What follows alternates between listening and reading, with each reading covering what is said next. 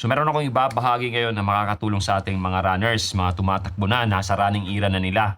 Ito yung breathing technique na kamakailan ko lang in-apply kasi akala ko hindi siya talaga effective. Pero nakatulong siya. So kung maaalala nyo, kung matagal na kayo nakafollow dito sa channel na to, sa TikTok account na to, may binahagi akong breathing technique na nagamit ko dun sa half marathon ko, pinakaunang half marathon ko last year. Yun yung rhythmic.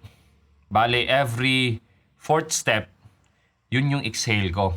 So, bale, exhale, usually yung ginagamit ko is yung kanang paa ko. Exhale ako sa kanang paa ko, tapos bilang ako ng 4.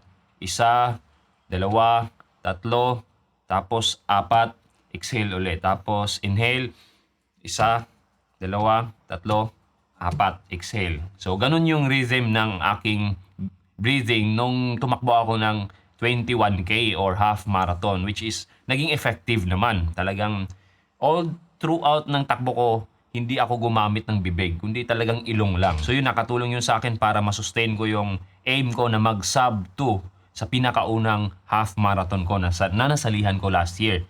Now, kamakailan, meron ako nakitang mga iilang videos patungkol sa breathing na sinabi nila na kung gusto mong i-lower yung heart rate mo tuwing tumatakbo ka is ang gamitin mo sa paghinga mo is itong tiyan mo. Yung tinatawag na belly breathing or diaphragmatic breathing. Hindi yung chest. Kasi usually, paghinga yung pinag-uusapan, yung nakikita natin is itong chest area. And to my surprise, epektibo nga siya.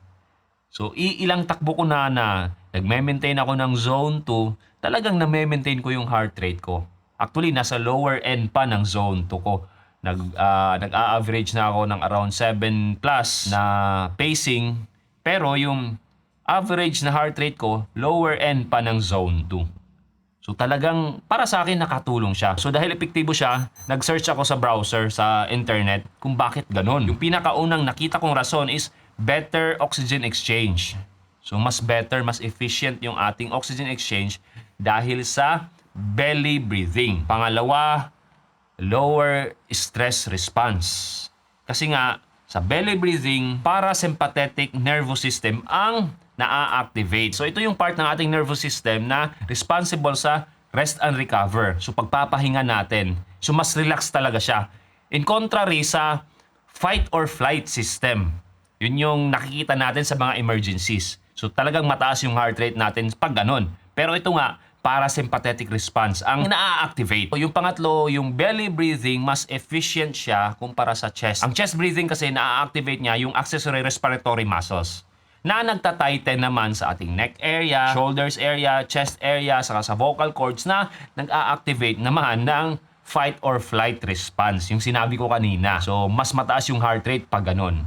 So, yun nga, naging epektibo ang belly breathing. So, subukan nyo rin. Baka makatulong to. Tapos kung naging epektibo siya, mag-comment kayo sa video na to.